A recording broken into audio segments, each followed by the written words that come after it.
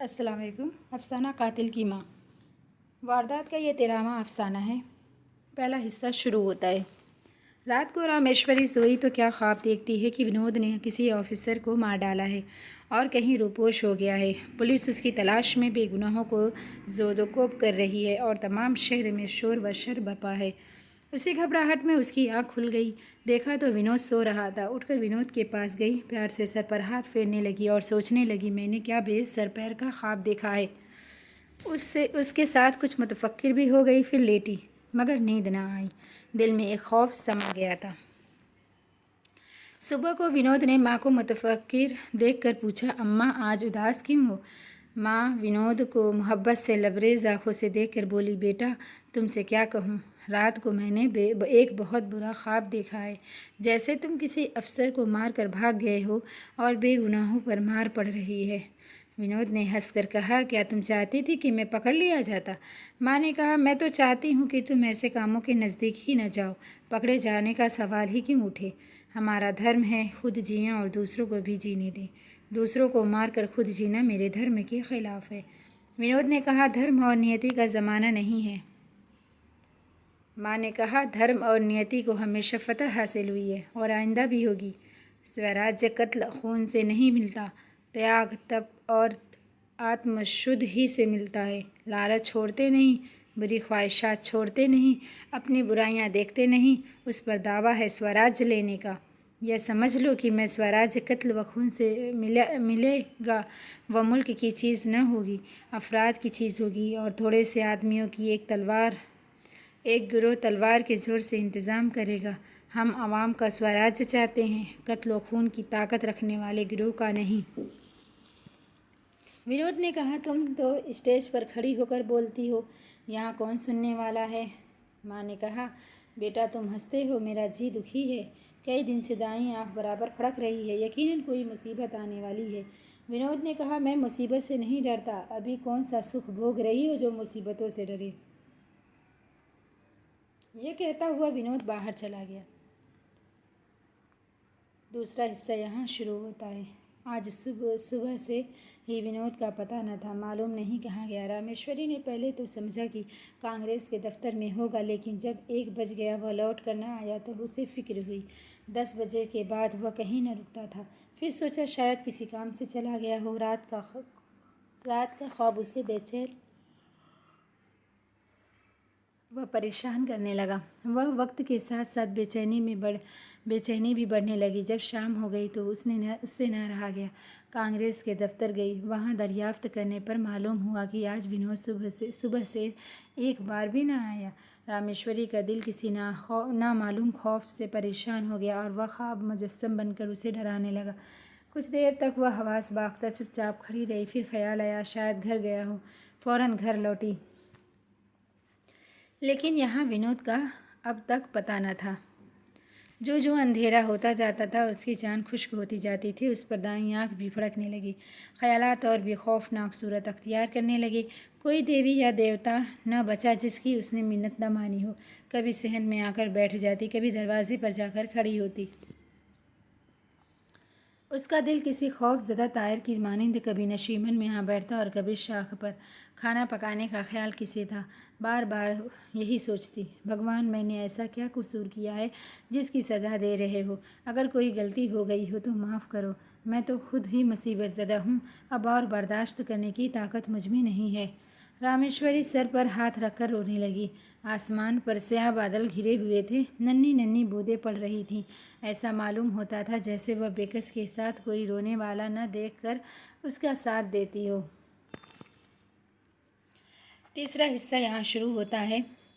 निसफ शब गुजर चुकी थी। रामेश्वरी अभी तक दरवाजे पर खड़ी विनोद का रास्ता देख रही थी। इतने में कोई शख्स निहायत तेज़ी से दौड़ा हुआ आया और दरवाजे पर खड़ा हो गया। उसके जिस्म पर एक स्याह कंबल था जिसे उसने उस तरह ओढ़ लिया था कि मुंह का बड़ा हिस्सा छुप गया था। रामेश्वरी ने डर कर पूछा, कौन है? वह विनोद था। जल्दी से अंदर दाखिल होकर माँ से दरवाज़ा बंद करने को कहा। फिर आंगन में आकर कंबल को रख दिया और खाने को मांगा। रामेश्वरी ने खौफ होकर पूछा, तुम आज दिन भर कहाँ थे? मैं तमाम दिन तुम्हें ढूंढती रही। विनोद ने करीब आकर कहा, मैं एक नहायत ज़रूरी काम से गया था और अभी फिर लौट जाना है। सिर्फ तुमसे ये कहने आया हूँ कि अब 2-4 महीने मैं यहाँ न रह सकूँगा। डरने की कोई बात नहीं है। मैंने वही किया जो मैं अपना धर्म समझता था। हिफाजत जान की खातिर मुझे यहाँ से भाग जाना ज़रूरी है। रामेश्वरी की आंखों के सामने अंधेरा छा गया। बोली, क्यों बेटा, तुमने वही किया जिसका मुझे खौफ था? ईश्वर ने तुम्हारी बुद्धि क्यों हर ली? विनोद ने कहा, न ईश्वर ने मेरी बुद्धि हरी है, न मुझ पर कोई आफत आई है। मैंने आज छावनी में एक ऑफिसर को मार डाला है। ऐसा निशाना मारा कि एक ही गोली में ठंडा हो गया, हिला तक नहीं। क्या वहाँ कोई और न था? कोई नहीं, बिल्कुल सन्नाटा था। पुलिस को खबर तो हो गई होगी। हाँ, कई शख्स पकड़े गए हैं। मैं तो साफ बच निकला। रामेश्वरी की हालत बदल गई। बेटे की मोहब्बत में अश्क बार आके गुस्से से सुर्ख हो गई। बोली, मैं उसे बचना नहीं कहती। मुजरिम तो मुंह छुपा कर भाग जाए और बेगुनाहों को सज़ा मिले। तुम खूनी हो। मुझे मालूम नहीं था कि मेरी कोख से ऐसा सपूत पैदा होगा, वरना पैदा होते ही गला घोंट देती। अगर मर्द है तो जाकर अदालत में अपना कसूर तस्लीम कर ले, वरना उन बेगुनाहों का खून भी तेरे सर पर होगा। यह फटकार सुनकर विनोद को गुस्सा आ गया। बोला, तुम्हारे कहने से मैं खूनी नहीं हो जाता, और लोग यही काम करते हैं तो लीडर हो जाते हैं। उनकी जयकार होती है, लोग उनकी पूजा करते हैं। मैंने किया तो हत्यारा हो गया? रामेश्वरी, हत्यारा तो तू है ही, और जो दूसरे की हत्या करते हैं वह तमाम के तमाम हत्यारे हैं।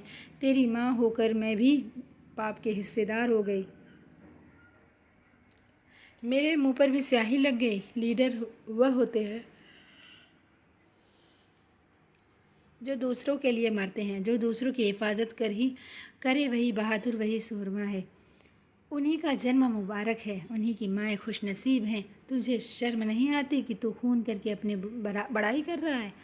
विनोद ने फिर कंबल उठा लिया और बोला, तो मेरी माँ न होती तो इसी वक्त लगे हाथ तुम्हारा काम भी तमाम कर देता। जीते जी फिर तुम्हारा मुंह न देखूंगा।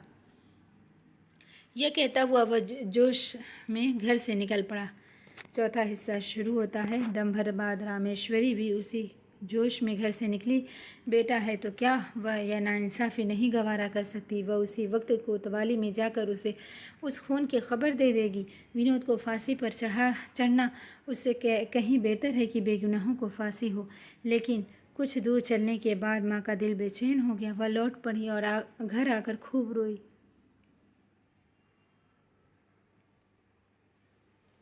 जिस बेटों को उसने ऐसी ऐसी मुसीबतें झेल कर पाला, क्या उसे फांसी दिला देगी? लेकिन फिर ख्याल आया, उन बेचारों की माएँ भी तो होंगी जो बेगुनाह फांसी पाएंगे। उन्हें भी अपने बेटे इतने ही प्यारे होंगे। नहीं नहीं, वह ये जुल्म नहीं कर सकती। उसे बगैर बेटे के होना मंजूर है, मगर उसके देखते बेगुनाहों का खून न बहोगा। रामेश्वरी उसी उलझन में पड़ी हुई थी। जब कोई रास्ता न नज़र आया तो वह रोने लग जाती। फिर सोचती क्यों न खुदकुशी कर लूँ, तमाम दुखों से निजात मिल जाए। लेकिन उसकी मौत से उन बेगुनाहों की जान तो न बचेगी, उन माताओं का कलेजा न ठंडा होगा।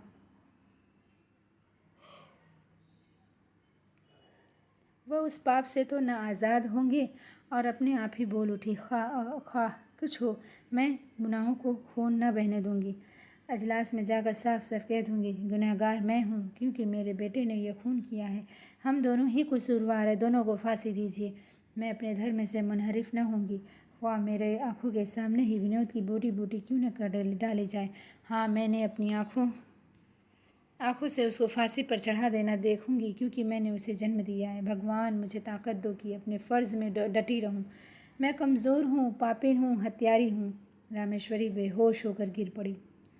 जब रामेश्वरी को होश आया तो उसका इरादा मुस्तहकम हो चुका था, मगर दिली तकलीफ़ हो रही थी।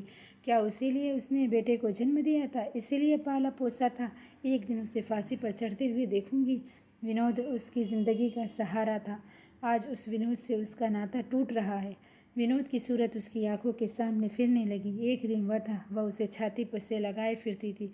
बड़े दुख झेल कर भी वह खुश थी। एक दिन यह है कि उसे फांसी दिलाने जा रही है। विनोद की किताबें और कपड़े कमरे में रखे थे। उसने एक एक चीज़ को छाती से लगाया। आह, फ़र्ज़ का रास्ता किस कदर दुश्वार गुजार है। विनोद विनोद को आखिरी बार गले लगाकर उसकी आखिरी बोसा लेने के लिए उसका दिल बेचैन हो गया। क्या लड़के को सज़ा देते हुए माँ मोहब्बत छोड़ देती है? रामेश्वरी विनोद को सज़ा देने जा रही थी, जोश मोहब्बत से भरी हुई। एक हफ्ता गुजर गया। पुलिस ने साजिश का पता लगा लिया। शहर के 10 जवान गिरफ्तार कर लिए गए। उन्हीं में से एक सरकारी गवाह में भी बन गया और मजिस्ट्रेट के इजलास में मुकदमा दायर हो गया। विनोद का उसी दिन से पता न था। रामेश्वरी फ़र्ज और मोहब्बत के दरमियान उसी कश्ती के मानिंद डानोडौल डोल रही थी, जिसके ऊपर तूफ़ानी आसमान हो और नीचे तूफ़ानी समंदर। कुछ फ़र्ज़ कलेजे को मजबूत कर देता, कुछ मोहब्बत दिल को कमज़ोर कर देती।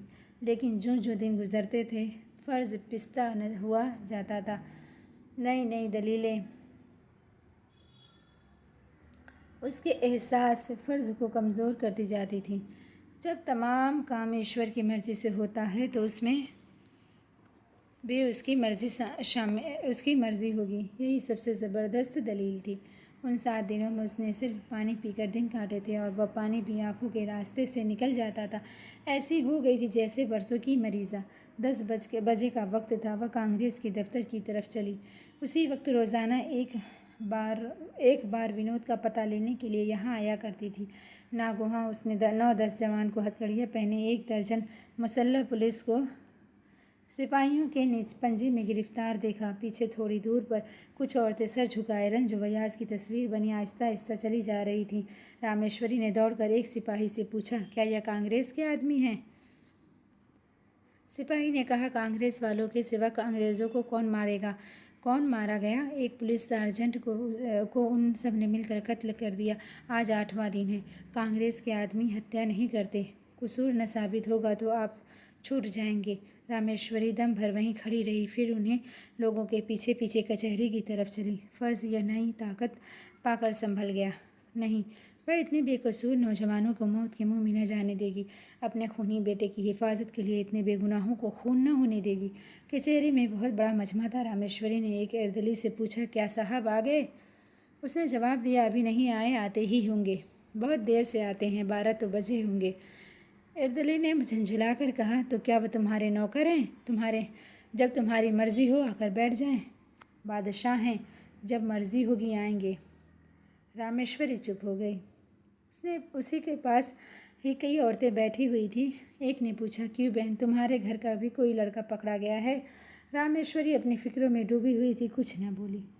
उसी औरत ने फिर कहा, क्या कहूँ, न जाने किस पापी ने खून किया। आप तो मुँह पर स्याही लगाकर छुप रहा और हम लोगों के मत्थे गई। कई औरतें रो रही थी। रामेश्वरी भी रोने लगी। एक ज़ईफ़ औरत उसे समझाने लगी, बहन चुप हो जाओ, जो हमारी किस्मत में लिखा है वही होगा। मेरा बेटा बिल्कुल बेकसूर पकड़ा गया, कांग्रेस में काम करता था। तुम्हारा कौन गिरफ्तार है? रामेश्वरी ने उसे भी कुछ जवाब न दिया। बार बार लोगों से पूछती थी, साहब कब तक आएंगे?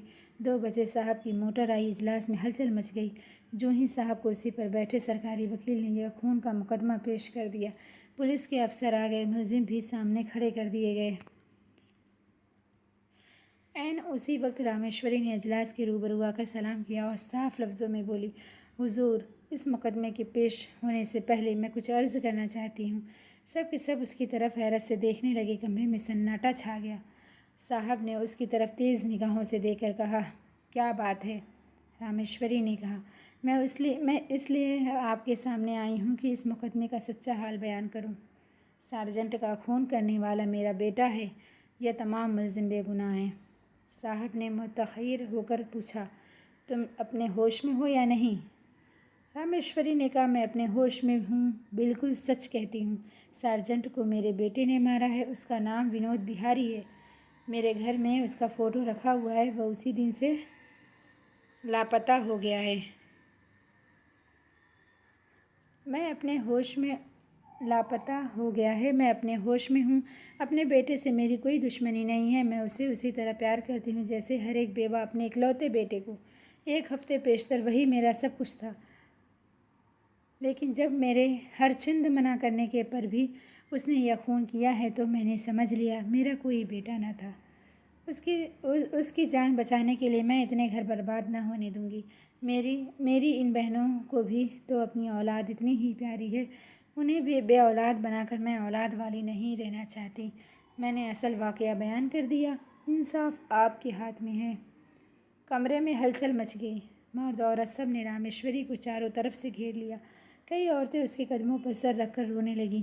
अपनी खुशी में किसी को इस बात का ख्याल न रहा कि उस बदनसीब की दिल पर क्या गुजर रही है।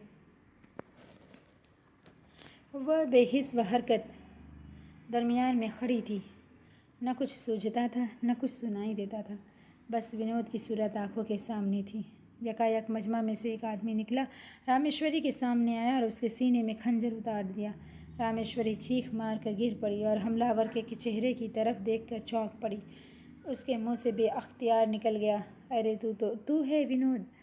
उसकी आंखों से आंसू के 2 कतरे निकले और आंखें हमेशा के लिए बंद हो गई।